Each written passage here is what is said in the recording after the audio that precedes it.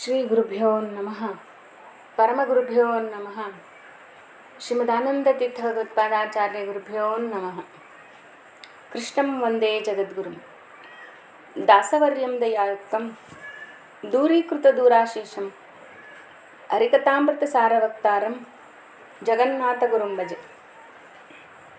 ಸಕಲ ಯತಿ ದಾಸವರಣ್ಯರನ್ನು ಶ್ರದ್ಧಾಭಕ್ತಿಗಳಿಂದ ಸ್ಮರಿಸುತ್ತಾ ನಮ್ಮ ಕುಲದೈವವಾದ ಶ್ರೀ ಲಕ್ಷ್ಮೀ ಬಂಡೇರಂಗನಾಥ ಸ್ವಾಮಿಯ ಪಾದಗಳಲ್ಲಿ ಶ್ರದ್ಧಾಭಕ್ತಿಯಿಂದ ನಮಸ್ಕರಿಸಿ ಎಲ್ಲ ಕೇಳುವ ಸಹೃದಯರಿಗೆ ವಂದಿಸುತ್ತಾ, ಫಲವಿದು ಬಾಳ್ದುದಕ್ಕೆ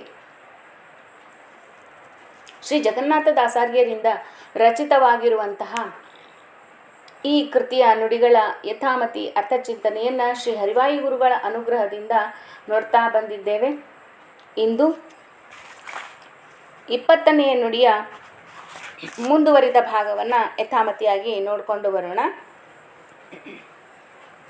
ವಿಷಯೇಂದ್ರಿಯಗಳಲ್ಲಿ ತದಭಿಮಾನಿಸು ಮನಸರಲಿ ನಿಂದು ನಿಯಾಮಿಸುವ ಶ್ವಸನಾಂತರ್ಗತ ವಾಸುದೇವತಾ ವಿಷಯಗಳನ್ನು ಭೋಗಿಸುವೆನೆಂದರಿಯುವುದೇ.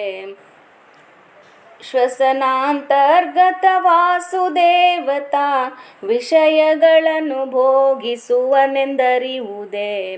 ಫಲವಿದು ಬಾಳ್ದುದಕ್ಕೆ ಸಿರಿನಿಲಯನ ಗುಣಗಳ ತಿಳಿದು ಭಜಿಸುವುದೇ. ಫಲವಿದು ಬಾಳ್ದುದಕ್ಕೆ. ನಿನ್ನೆ ದಿನ ಈ 20ನೇ ನುಡಿಯ ಮೊದಲನೆಯ ಪಾದದ ಅರ್ಥಚಿಂತನೆಯನ್ನು ಯಥಾಮತಿ ನೋಡಿಕೊಂಡು ಬಂದಿವೆ. ಇಂದು ವಿಷಯ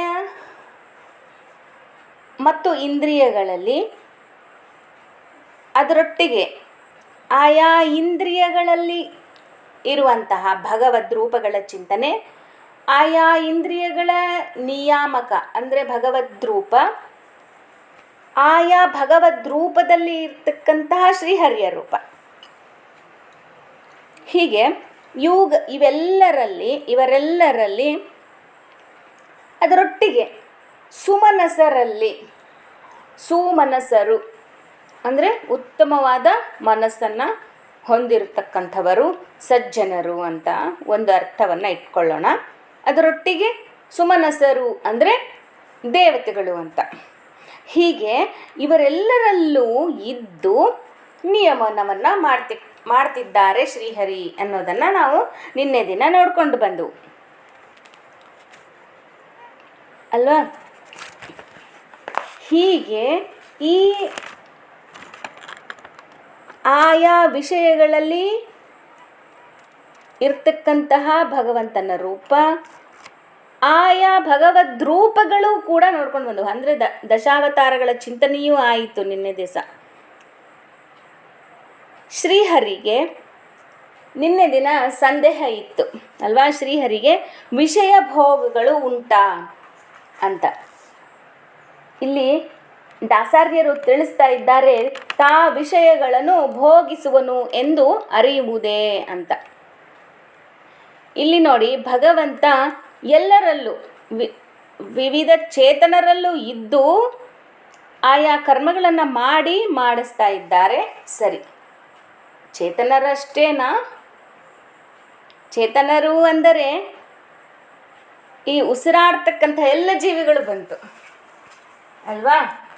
ಹಾಗಿದ್ರೆ ಈ ಎಲ್ಲ ವಿಷಯಗಳಲ್ಲಿ ಅವುಗಳನ್ನು ಮಾಡುವಂಥ ಇಂದ್ರಿಯಗಳಲ್ಲಿ ಆಯಾ ವಿಷಯಗಳು, ಇಂದ್ರಿಯಗಳು, ಹಾಗೆಯೇ ಅಭಿಮಾನಿ ದೇವತೆಗಳಲ್ಲಿ ಮತ್ತು ಸುಮನಸರಲ್ಲಿ ಆಯಾ ಅಭಿಮಾನಿ ದೇವತೆಗಳಲ್ಲಿ ಇರ್ತಕ್ಕಂತಹ ಭಗವದ್ ರೂಪಗಳಲ್ಲಿ ನಿಂದು ನಿಯಾಮಿಸ್ತಕ್ಕಂಥವರು ಯಾರು ಅಂದರೆ ಅವರೇ ಶ್ರೀಮನ್ನಾರಾಯಣ. ಶ್ವಸನಾಂತರ್ಗತ ವಾಸುದೇವ, ಮುಖ್ಯ ಪ್ರಾಣಾಂತರ್ಗತವಾಗಿಯೇ ಚಿಂತನೆ ಮಾಡಬೇಕು. ಹಾಗಾಗಿ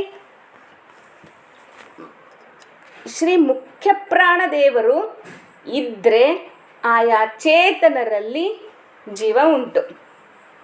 ಯಾಕೆ? ಮುಖ್ಯ ಪ್ರಾಣದೇವರು ಆ ಹಂಸಮಂತ್ರ ಜಪ ಮಾಡುವುದರ ಮುಖಾಂತರವಾಗಿ ಮುಖ್ಯರು ಅನಿಸ್ಕೊಂಡಿದ್ದಾರೆ. ಆಯಾ ಚೇತನರಲ್ಲಿ ಇದ್ದು ಮುಖ್ಯವಾದ ಈ ಈ ಹಂಸರೂಪಿ ಪರಮಾತ್ಮನ ಜಪವನ್ನು, ಹಂಸ ಮಂತ್ರವನ್ನು ಹೇಳ್ತಾ ಇರೋದರಿಂದನೇ ಜೀವಿಗಳು ಚೇತನರು ಅಂತ ಅನಿಸ್ಕೊಳ್ತಾ ಇದ್ದಾರೆ. ಹಾಗಾಗಿ ಆ ಶ್ವಸನಾಂತರ್ಗತ ಶ್ರೀಮುಖ್ಯ ಪ್ರಾಣಾಂತರ್ಗತವಾಗಿರ್ತಕ್ಕಂಥ ವಾಸುದೇವ ರೂಪಿ ಪರಮಾತ್ಮ ತಾ ವಿಷಯಗಳನ್ನು ಭೋಗಿಸುವವರು. ಅಂದರೆ ಈ ಇಂದ್ರಿಯಗಳು ಮತ್ತು ವಿಷಯಗಳು ಅವುಗಳಲ್ಲಿ ಇದ್ದು ಆಯಾ ವಿಷಯಗಳನ್ನು ಭೋಗಿಸ್ತಾ ಇದ್ದಾರೆ. ನೋಡಿ, ಇದು ಹೇಗೆ ಸಾಧ್ಯ? ನಾವು ಕಣ್ಣಿನಿಂದ ನೋಡ್ತಾ ಇದ್ದೇವೆ, ಕೈಯಿಂದ ಕೆಲಸ ಮಾಡ್ತೇವೆ, ಕಿವಿಯಿಂದ ಕೇಳ್ತೇವೆ ಅಲ್ವಾ? ಈ ಇಂದ್ರಿಯಗಳ ಮುಖಾಂತರವಾಗಿ ಆಯಾ ವಿಷಯಗಳಿಗೆ ಸಂಬಂಧಪಟ್ಟಿರ್ತಕ್ಕಂಥ ಎಲ್ಲವನ್ನು ನಾವು ಮಾಡ್ತಾ ಇದ್ದೇವೆ. ಹಾಗಿದ್ರೆ ಇಲ್ಲಿ ಭಗವಂತ ಮಾಡ್ತಾ ಇದ್ದಾರೆ, ದಾಸಾರ್ಯರು ಹೇಳ್ತಾ ಇದ್ದಾರೆ, ಆಯಾ ವಿಷಯಗಳನ್ನು ತಾ ಭೋಗಿಸುವನು ಎಂದು ಅರಿಯುವುದೇ. ತಮ್ಮ ತಮ್ಮ ವಿಷಯಗಳಲ್ಲಿ ಎಲ್ಲ ದೇವತೆಗಳು ಪ್ರವೃತ್ತರಾಗಬೇಕು ಅಂತಂದರೆ ಅದು ಭಗವಂತನಿಂದನೇ ಸಾಧ್ಯ.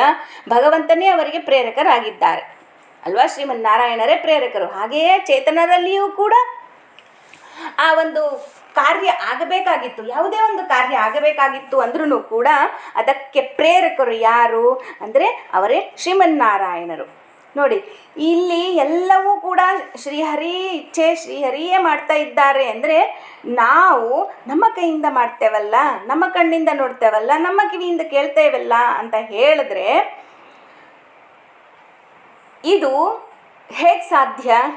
ಹಾಗೆ ಹೇಗೆ ಅಂದ್ಕೊಳ್ಬೇಕು ಅಂದರೆ ಇಂದ್ರಿಯಗಳು ಮತ್ತು ವಿಷಯಗಳು, ಅಭಿಮಾನಿ ದೇವತೆಗಳು ಮತ್ತು ಆಯಾ ಅಭಿಮಾನಿ ದೇವತೆಗಳಲ್ಲಿರ್ತಕ್ಕಂತಹ ಭಗವದ್ ರೂಪಗಳು, ಇವು ಎಲ್ಲವೂ ಕೂಡ ಭಗವಂತನೇ, ಅವನೇ ಇದ್ದು ಮಾಡಿಸ್ತಾ ಇರೋದು ಅಂತ. ಈಗ ಎದುರು ಇರ್ತಕ್ಕಂಥ ನೈವೇದ್ಯ ಮಾಡ್ತಾ ಇದ್ದೇವೆ, ಉದಾಹರಣೆಗೆ ನೋಡೋಣ, ನೈವೇದ್ಯವನ್ನು ಮಾಡ್ತಾ ಇದ್ದೇವೆ. ಆ ಎದುರಿರುವ ಪದಾರ್ಥವನ್ನು ಶ್ರೀಹರಿ ಎಲ್ಲವನ್ನ ಭಕ್ಷಣೆ ಮಾಡ್ತಾ ಇದ್ದಾರ? ಆ ಭೋಜ್ಯ ಪದಾರ್ಥಗಳನ್ನು ಇಲ್ಲ. ಹಾಗಿದ್ರೆ ನಾವು ಹೇಗೆ ತಿಳಿಬೇಕು ಭಗವಂತ ಎಲ್ಲ ಕಾರ್ಯವನ್ನು ಅವರೇ ಮಾಡ್ತಾ ಇದ್ದಾರೆ ಅಂತ? ನಾವು ಹೇಗೆ ತಿಳಿಬೇಕು? ಅಲ್ಲಿರುವ ಆಯಾ ಭೋಜ್ಯ ಪದಾರ್ಥಗಳಲ್ಲಿ ಇರ್ತಕ್ಕಂತಹ ಸ್ವಕ್ಯ ರಸವನ್ನು ಸ್ವೀಕಾರ ಮಾಡ್ತಾ ಇದ್ದಾರೆ,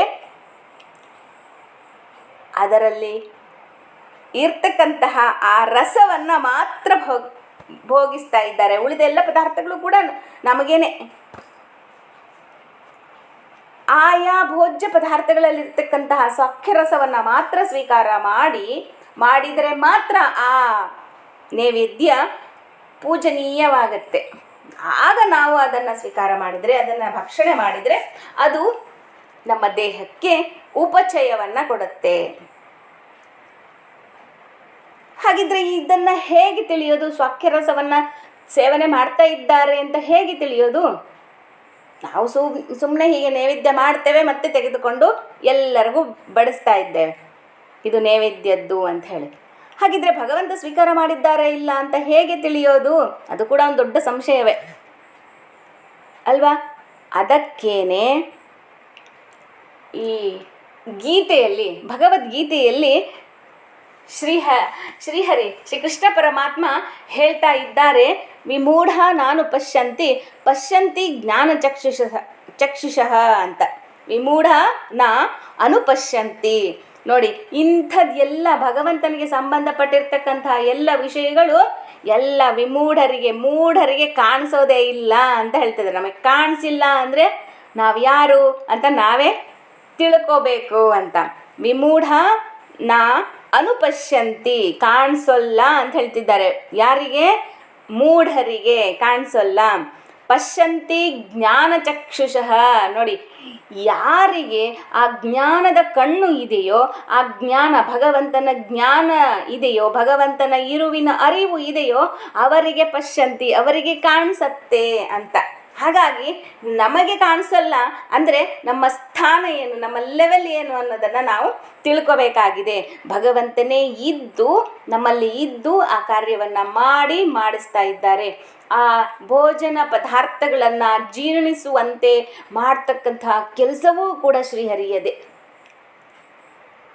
ಅದಕ್ಕೆ ದಾಸಾರ್ಯರು ಹೇಳ್ತಾರಲ್ವಾ, ಹೊಸ ಕಣ್ಣು ಎನಗೆ ಹಚ್ಚಲಿಬೇಕು ಜಗದಂಬ, ವಸುದೇವಸುತನ ಕಾಂಬುದಕ್ಕೆ. ಈ ಕಣ್ಣು ಈಗೇನು ಕೊಟ್ಟಿದ್ದಾರಲ್ಲ, ಈ ಕಣ್ಣಿನಿಂದ ನೋಡುವ ಕೆಲಸ ಆಗತ್ತೆ. ಆದರೆ ಭಗವಂತನನ್ನು ನೋಡಬೇಕು ಅಂದರೆ ಆ ಒಂದು ಹೊಸ ಕಣ್ಣು ಬೇಕು ಅಂತ ಹೇಳ್ತಾ ಇದ್ದಾರಂತ. ಯಾವ ಹೊಸ ಕಣ್ಣದು?